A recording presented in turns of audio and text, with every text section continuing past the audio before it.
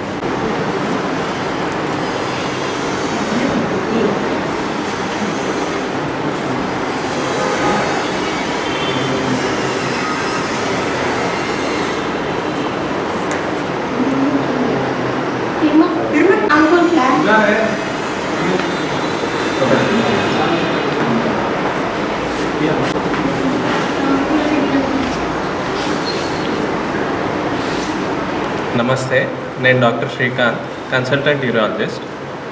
మీ అందరికీ world kidney day శుభాకాంక్షలు తెలియజేస్తున్నాను. ఈ కిడ్నీస్ అనేది మూత్రపిండాల గురించి మనకు కిడ్నీ హెల్త్ అనేది మనందరికీ చాలా ఇంపార్టెంట్.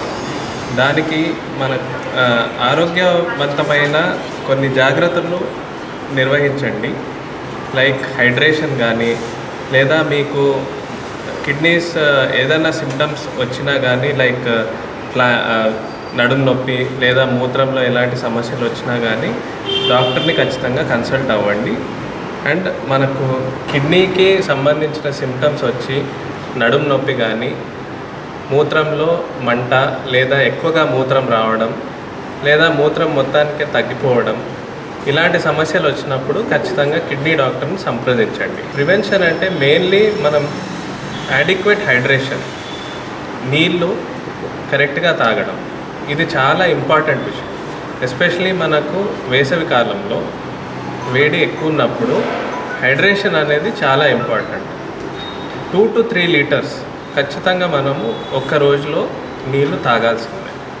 ఇది మీరు హైడ్రేషన్ ఇలాంటి హ్యాబిట్స్ మీరు డెవలప్ చేసుకుంటే ఖచ్చితంగా కిడ్నీ హెల్త్ బాగుంటుంది. ఎందుకంటే కిడ్నీస్ నుంచి మనకు బాడీలో ఉన్న టాక్సిన్స్ అన్నీ బయటకు వస్తాయి.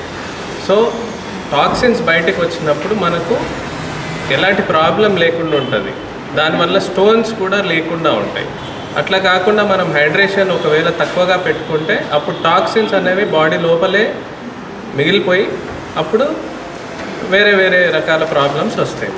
ఏజ్ వైజ్ మెయిన్లీ చిన్నప్పుడు కానీ ఒకవేళ కిడ్నీ సమస్యలు వచ్చినప్పుడు, అండ్ పెద్దవారికి ప్రాస్టేట్ లాంటి సమస్యలు ఉంటాయి.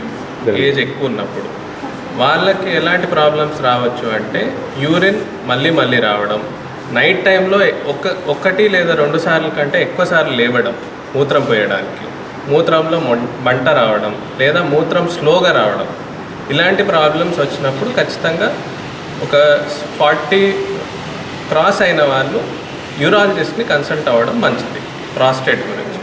చిన్నపిల్లలకి ఎక్కువసార్లు ఫీవర్ రావడం కానీ, మూత్రంలో మంట, మూత్రం పోసేటప్పుడు ఏడవడం కానీ, ఇలాంటి ప్రాబ్లమ్స్ వచ్చినప్పుడు కూడా కిడ్నీ డాక్టర్ని కలవడం అనేది మంచిది.